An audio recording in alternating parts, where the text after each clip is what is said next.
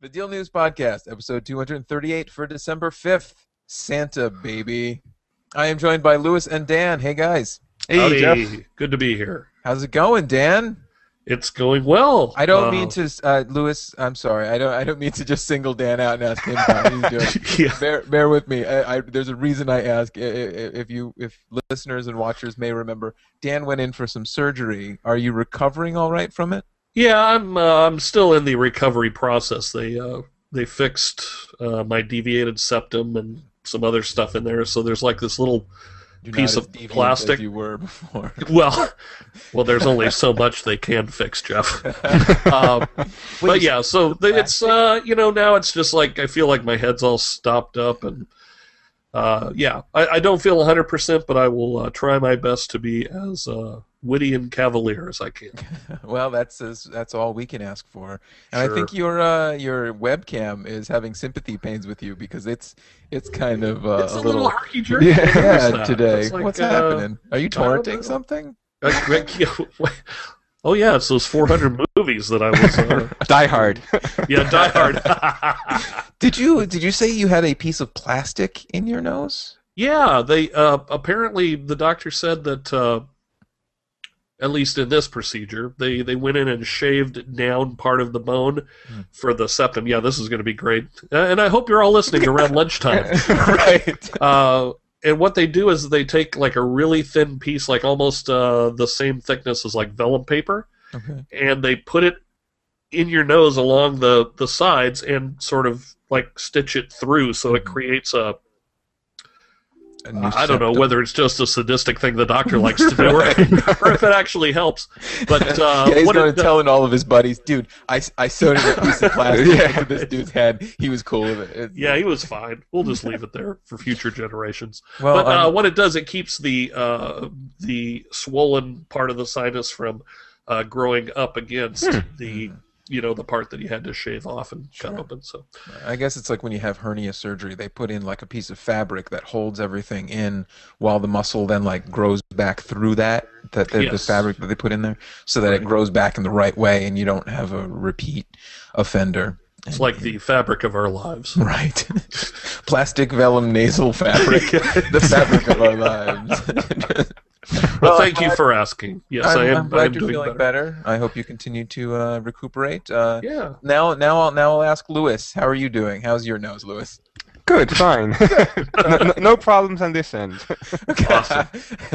Well, let us know. We'll be the first to report it. If That's you have right. anything. You heard it here All right. first. All right, you heard it here first. All right, we got some listener mail that I wanted to share with you guys. This was after we had talked about our reticence with purchasing things mobile on mobile devices. Comes in from David. He says, "Hi guys, I listened to your discussion on purchasing from a mobile phone. I do it all the time. To give credit to you guys, most of the time it is through my Deal News app. Once I see a deal I like, I click through all the way and buy it. In fact, for Black Friday, I bought a 55-inch TV from my mobile phone. It is not Crazy. as scary as right. Wow. 50, right? That's like a big purchase from Yeah. your phone. That Yeah. is. He says, thanks again for all the great deals during Cyber Week. You convinced me to spend about $2,000 in total by making me think I'm getting a good deal. Keep up the good work of emptying your wallet." Exactly. David W. But yeah, like a 55-inch TV from your phone, there's just something, I don't know, is it our generational thing? I don't know what generation David is in, but just something about buying a TV from a phone. It's just, What is it that freaks you out about that? I don't know. And Well, I guess thankfully, the item that we buy doesn't have to be proportionate to the item we're buying it from. yeah, exactly. You can I only bought, buy I an bought a item if it stamp. can, right. You only Screen buy an size item must if you be the can come same. through. Right. Exactly. Well, that said, this weekend I did make my first on-mobile purchase, and one that wasn't like an app purchase or anything. What did you buy? Well, our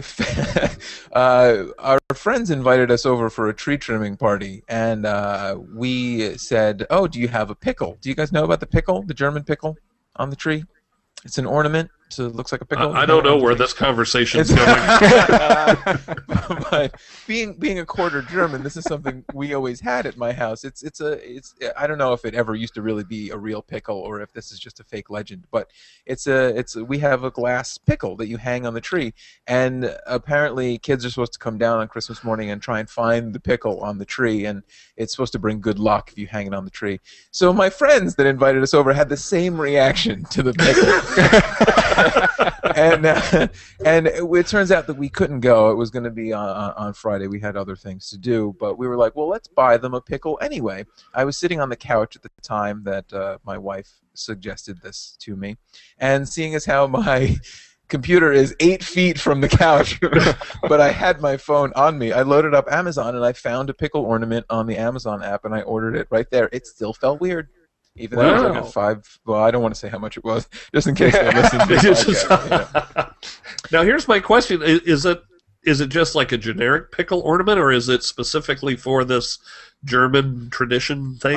All the ones that I have seen normally come with like the legend of the Christmas pickle or something like that, that says, in ye ancient oldie timey in Germany, you would do this sort of thing with the pickle. But I mean, I'm not German, but I've never heard of this pickle theory before. Lewis, have you heard of this? I've heard of the jalapeno.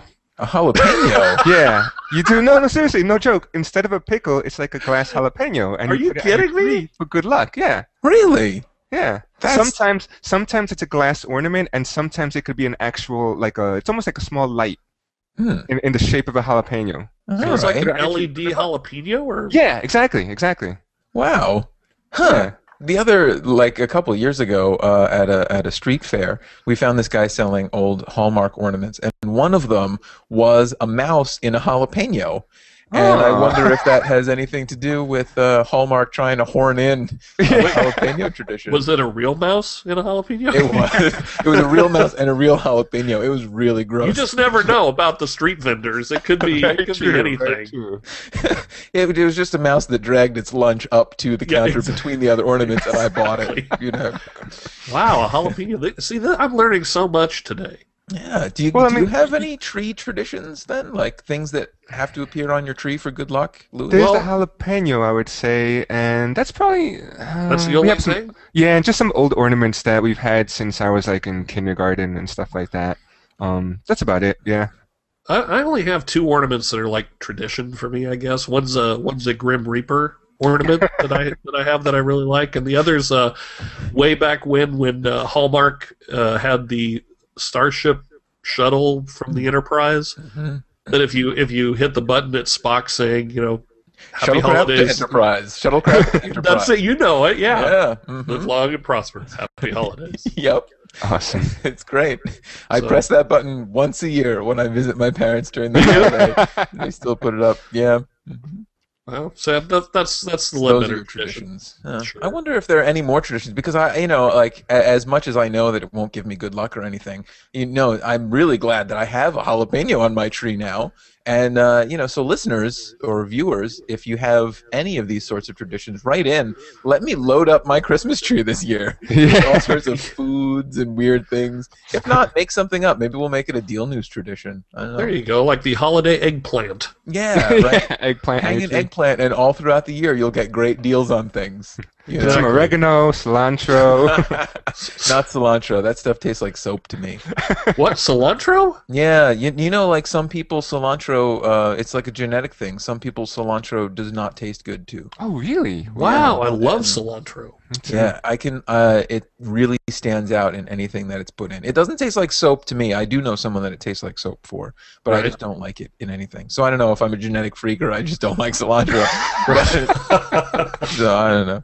How many times have I said that? I don't know if I'm a genetic freak or a lot. More than I'd care for.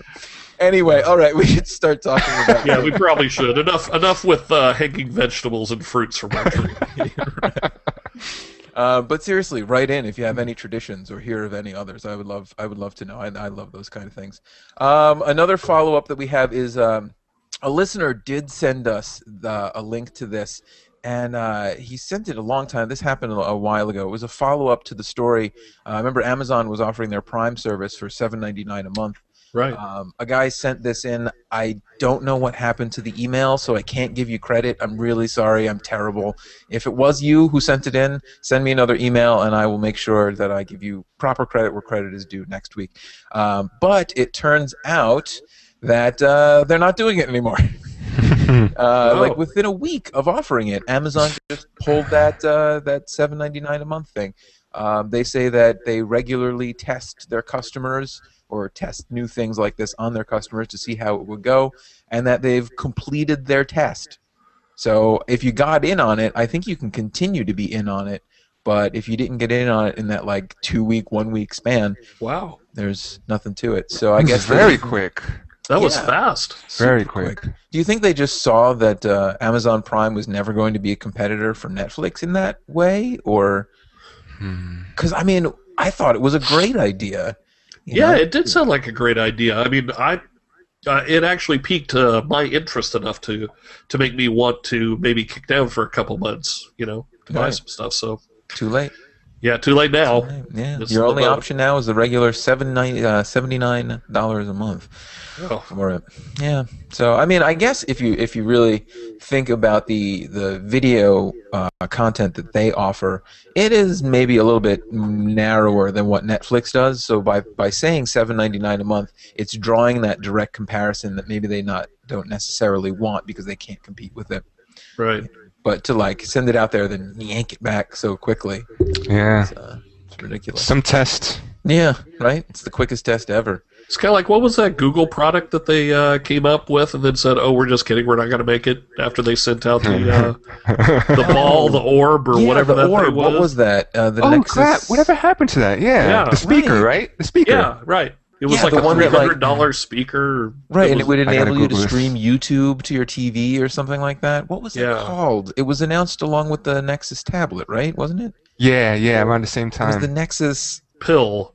Something. That's what I think it was. Nexus Q? Was it the Nexus Q? Oh, the Q, that's right. Yeah, the Q. Yeah, the Q. That sounds right. Yeah, the Q. Has there been any update on that? I haven't heard a thing about that. I haven't heard a thing about that either. Wow. All right, I'm going to make a note that we're going to look up the Nexus Q. Nexus Q. That's going to be my tradition. I'm going to hang one of those for my Christmas. Hang a really overpriced media streaming device. Exactly. But to go along with the monthly Netflix Amazon thing, there's a news story kind of dovetails in with that. Did you see that the Redbox Instant pricing and some app screenshots have been leaked? Redbox is is the kiosk that you can go up and rent a DVD from and then return it to there, and they signed a partnership with Verizon, I believe, to start streaming those movies as well, have some of those movies streamed. And it looks like that is going to cost $6 a month to stream an assortment of movies that they say is on par with what Netflix offers. Interesting. Yeah. So $6 for a similar content pool that Netflix has, plus you can choose to pay, let's see, for $8, you can also get 4 DVD rentals at the kiosk. Oh, that's not bad. That's a really good deal. That is a very good deal. It's interesting that this is the second Netflix competitor that tried to do in-store as well. The first one, of course, being not Best Buy, Blockbuster. Blockbuster, right. Yeah, and we all know what happened there. Right.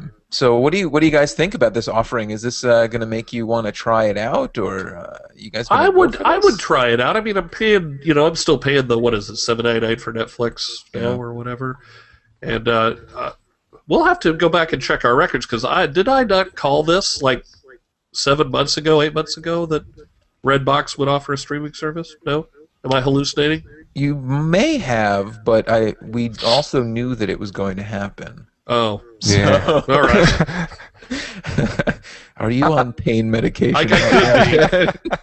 Wait, let me get these bugs off of me, and I'll be right back. I'm shocked it took them this long. It feels like it's been like a long time ago where we started talking about Redbox is going to be a competitor, this and that, and even now the year is almost over, and these are just leaked shots, essentially, leaked screenshots. Yeah, probably alpha testing or beta testing at best. Well, I mean, I guess at the time that they had to announce this in order to start, the wheels rolling, or they knew that it would be leaked, they had to announce their partnership with Verizon, so they knew something was coming. Right. Everyone knew that something like this was coming. And then they said, oh, this streaming thing is going to happen. But, they probably had not even thought about an app at the point where they announced that this was going to happen, and to develop something that works consistently to what consumers need it to work at probably takes about this long, Right, that's true. I would just like to hope that from the moment of this leak to when they actually get it out will now be a short time frame. Right. If not, interest is going to start to plummet. Though I don't know. I mean, interest will wane, but then when they show up and say $6 a month for, a catalog akin to what Netflix offers, that'll spark interest all over again. I think. Definitely. Definitely. Yeah, I agree. And you think you throw in $2 more, that's $8 a month. You pay what, $7.99 for Netflix, and you don't get any rentals from the kiosk. Yep. Yeah. Are you guys going to try it? I don't tend to pay for movie streaming services other than Prime, so I don't know. I mean, even at $6 a month, I don't watch that many movies, Yeah, see, that's where it gets weird, because if you have Prime, then you really shouldn't be paying for another streaming service, So I have Netflix. I think I'd check it out. You see, I'm still not. I think the nearest Redbox kiosk to me is like somewhere downtown in World Trade Center, and I live in Jersey, and I'm like, Oh, that's a bit of a trek. Yeah, Yes. but if it's like, if they're if Redbox's streaming library is very similar to Netflix and it's $2 less, sure, why not? Yeah. Yeah, it would be nice to see like what movies are actually there, and I'm sure there are going to be websites that, when this is released, go through and see what new release movies are there and who has what. You know? Exactly. Like, I would love to see Right. a side-by-side comparison of this. And also, what can you stream this off of besides your computer? Is Roku good going to support point. this? Are any set-top boxes going to come with this built in or anything like that? I think that would be more of a deciding point for me. If Roku backs it, very easy. If it's computer only, then sorry, I'm not jumping. Yeah, it looks like currently Android, iOS, Xbox 360, and Samsung Smart TV platform. Huh. So I can't imagine that Roku would turn their nose up at it. I mean, they make their bread and butter from being like, all are welcome. Yeah. Right. They need they need as many channels to come to their device as they can. That's Right. what gives them value, If they started turning their nose up at channels, then I think that they would like. That's going to backfire. Right. Yeah, exactly. So like Exactly. all are welcome probably. I like you say, Lewis. I have Prime, and I'm kind of already paying for a streaming service, so to pay more for it, instead what I do is I just sit around hoping that their movie selection is better. That's really, that's the extra that I pay, is being like, maybe this month. That's true. And it has been. They have some good movies that I haven't gotten around. It's been pretty incremental though. Would you agree that it's been like kind of catch as catch can? It's like you go there. Oh no. Yeah. Sorry. It's like, oh, this month's new movie, Rango. All right. Yes. I guess I lost the lottery of streaming.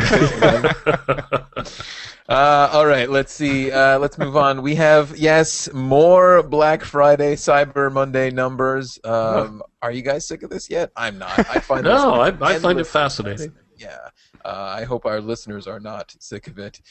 Judging from how Black Friday things on the site do, I don't think you're sick of it, because it's fascinating just to see the volume of sales that go through on these days.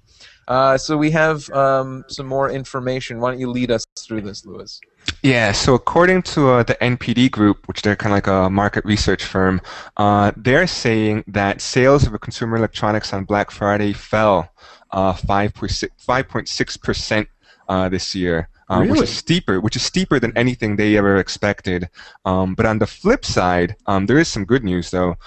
Sales of flat screen TVs grew. It grew by 4% overall. Wow. And in particular, the category that saw the biggest growth, 50-inch and bigger HD TVs. In particular, 60-inch TVs had a huge growth versus last year. Well, they were at a great price point.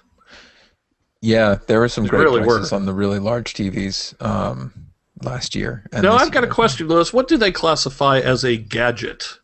Mm-hmm. I guess they keep it very open. Anything consumer electronics related. It could be from considered a gadget. All right. yeah, an iPod, a tablet. You A know, phablet, a phablet. A pickle ornament.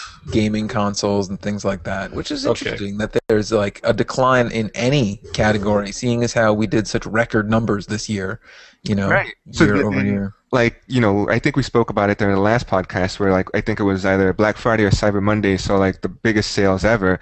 So then does that mean that those sales were non-tech related? Or are these just two completely different studies that are, like, you know, just, you know... Right, not paying attention to one another, maybe like exactly. fixing the data in it was Cyber Monday. It was like the greatest shopping day of all time, like historically, I guess. Wow. Let's see other numbers that I loved from this. Let's see. I wrote some of my favorites down. On Black Friday, point and shoot cameras were down 36%. Good, good.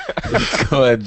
I mean, everyone has like a smart device that takes pictures. They need to go. They need to go. So like 36% is not unexpected. I'm surprised it's that low of a decline, honestly.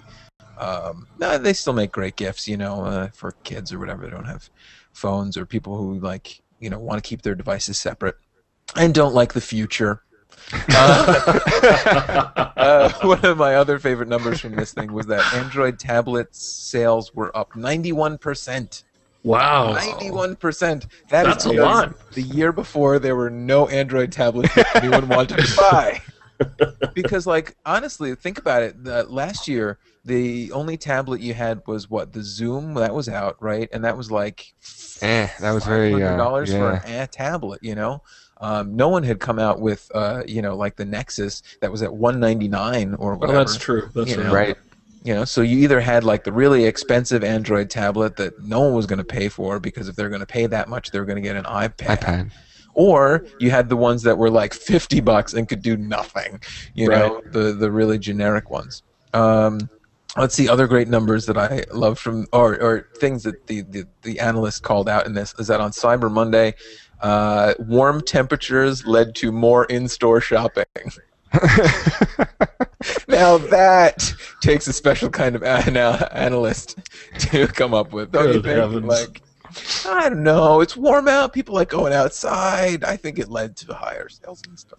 Sure. One in the morning.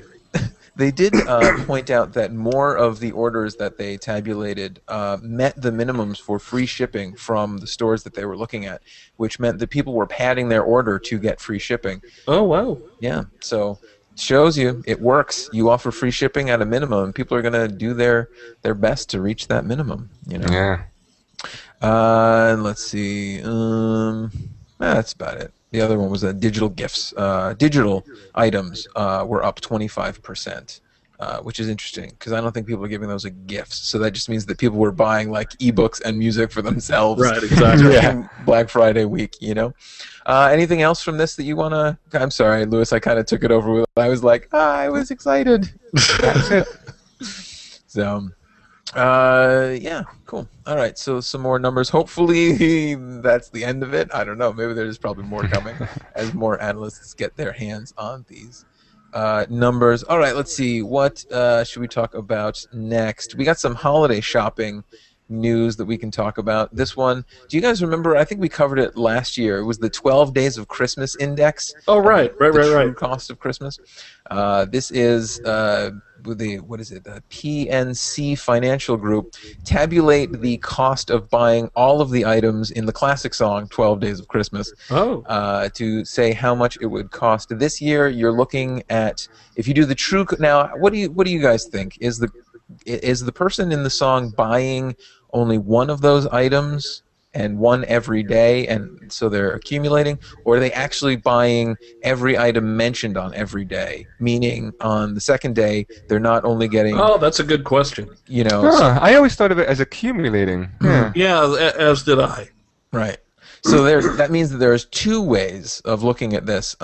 If you just buy one of each gift, this year it's going to cost you $25,431.18, not including tax, which is a 4.8% increase over last year's total. But if you buy everything they mention on every day, so in other words, you're actually buying 12 partridges and 12 pear trees, etc., etc. They say that is the true cost of Christmas. You're looking to spend $107,300.24. Wow. That is up 6.1% over last year. That's a little bit more than that $700+ per person that we talked about last week. Yeah, I know. If everyone's buying their true love that goes right out the window. Wow. Most interesting to me about this was the most expensive item on that list. Do you guys know? Do you want to take a guess of what the most expensive item? I'll say it's the Lords a Leaping, because those aren't cheap. No. Are there rings in the song? I don't remember. There's a golden ring. Oh, right? that's right. The five gold. golden The price rings. of gold is up. That's right. I think Lewis might have this one. Actually, the most expensive item are the swans. What? That run you $7,000 per swan. Where are they buying these swans? know. Like a Crate and Barrel, or what are they doing? So, I don't know. We need to find out where you can source swans online. No, there's got to be cheaper swans out there. I wonder if we at Deal News could go through this list and find cheaper. See, that's what we need to do.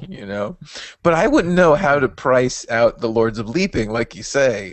Yeah, that's a tough one. That's a difficult one. Yeah. I mean, are you paying them just for an hour of leaping, or for indentured servitude? I don't think I'd get them off Craigslist, just as a warning. Just saying. Missed connections. I was a Lord of Leaping. You were the true meaning of Christmas. Call me. Oh, that would be funny. All right, let's see. Other Christmas shopping holiday news that I'd like to cover. Every year around this time, we come up with a list of alternative gifts that are better from a consumer standpoint for you to buy for someone who either asked for something and you know better and we'll get them something better, or something that is cheaper out there that is a better gift. We call this our Buy This, Not That. This year, Lewis had the dubious distinction of putting it together. Oh. So I will put him on the spot from time to time about this. Call out, what are some that are going to make shocking headlines and get us notoriety around the web here? Shocking headlines. One of the ones that jumped out the most to me was where we recommended not to give out Starbucks gift cards and rather to give that person one of those, how do you say it? Keurig? Is that how you say it? Keurig? I think. Keurig, yeah, one of those Keurig coffee makers, which would actually turn out being cheaper in the long run than giving them a Starbucks gift card, which is only going to last them about a week. Right. It's kind of like the give a man a cup of coffee, he drinks a cup of coffee, but teach a man how to brew his coffee. Right. And he drinks coffee for the rest of his life. And he'll be wired for the rest of the day. Right, exactly. Yeah, it works out because there's one model in particular, the B130, which we've seen for $50 a couple of times throughout the year, actually, and we constantly list deals on the K-Cups. So, in the long run, when you do all the math, it's cheaper to give them that versus a Starbucks gift card or whatnot. Yeah. And it'll break them from, their Starbucks. Did you see that Starbucks is going to start marketing a $7 cup of coffee? Yes. What? I saw that. I don't know the details. I just read the headline, as you do when you're doing news research for a podcast. But I don't know. Is there something special about it, Lewis? Do you know? I think I barely heard about it, and the only reason I heard about it was because I think Jimmy Kimmel was doing some sort of he had it and he was giving people kind of like a taste test, and it turns out that he was giving people normal coffee, and everyone was like, "Oh yeah, this tastes great," Right. Really? That's exactly how I heard about it too. Really, that's how I heard about it too. Yeah, that's hilarious. Yeah, he was going into the street and saying, "Oh, here's their new $7 a cup coffee, and here's their old coffee. Can you taste the difference?" And people were like, "Oh, this is so much richer and bolder and like." Notes of whatever, the kind of language you use when you're pretending that you know anything about the drink you're drinking. Right. And he was just serving them 2 cups of regular coffee. But yeah, it's you mark a coffee at $7 a cup, and people are gonna attribute to it something that's worth $7 a cup. So if with that in mind, you get someone one of these Keurig machines, and they don't even need to give up Starbucks because they have Starbucks K-Cups for them as well. Right. Right. You know? Right. And, even if you think that K-Cups are too expensive, they have those ones that you can fill with your own coffee even and reuse those. That's what I would do if I got one of these, I think. Sweet. The one that really I liked, because I was like, this'll shock them where they live, is not to buy the iPad Mini, but to buy the iPad 2 instead. Yeah, I saw that. Yeah. Yes. Not only is the iPad 2 cheaper, but I mean, it's the same thing essentially. I mean, you get a bigger screen. Yeah, it's a full iPad. It's a full iPad. Although I have to say, this weekend I went to the Apple store because I wanted to check out the new iMacs. And they had them. Believe it or not, they're not that fat. They're actually really ridiculously thin. But anyway, so I was like at the Apple store. I was like, let me go check out the iPad Mini. Picked one up, started playing around with it, and I said, pretty cool. Then I walked over to the new iPad, and I kind of liked the Mini. Really? As much as I hate to say it, I kind of liked the Mini. What do you like about it? What was the big draw other than the fact that it was smaller? The first thing you notice, when I first picked up the Mini, I was like, wow, this is super light. I was like, this easily fits in like a backpack, like in a small pocket in your backpack, whatever. And I was like, it's really light. The screen looks decent. It's a decent size. It's comfortable. Like if you're like lying in bed and you're like reading like that or whatever, right. playing Angry Birds, it's just comfortable. And then when I walked over to the iPad and I picked it up, I was like, holy crap, this is heavy. It was really? considerably heavier to the point where I was like, I wouldn't feel comfortable holding an iPad with one hand for an extended period of time versus the Mini.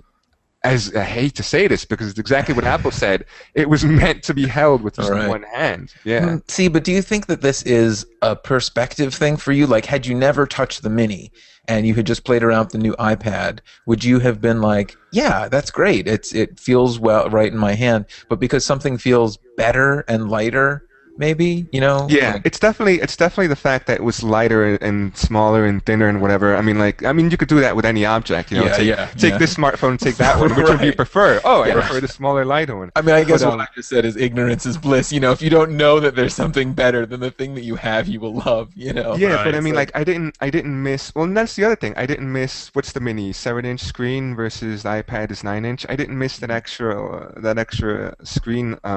Screen real estate, to be honest. I didn't. Wow. I didn't at all. And then I even pictured it. I was like, because I've been wanting to get a Kindle Paperwhite, which is still sold out everywhere. Yeah. And I was like, oh man, why don't I just get a Mini? And then I was like, no. What's wrong with you? Don't do it. Don't do it. Feature on this. You're not exactly. I was like, I cannot do it. I cannot. Yeah. Is this a case of when logic meets reality, and you're just like, it just feels right, to go with the Mini, but like you just have to keep thinking like, no, logically it's bigger, it's better to get an iPad 2, the cost it's cheaper, and all that. Less, yeah. But then you have your hands on it, you're just like, ooh. Right, and then you know how the Apple Store is. Everyone's like, ooh, and I was like, taking pictures with the Mini, and I'm like, right. It's like, no, I know I should get a reliable car, but I'll look really good pulling up to like a store in a Lamborghini. Yes, right? Right? So.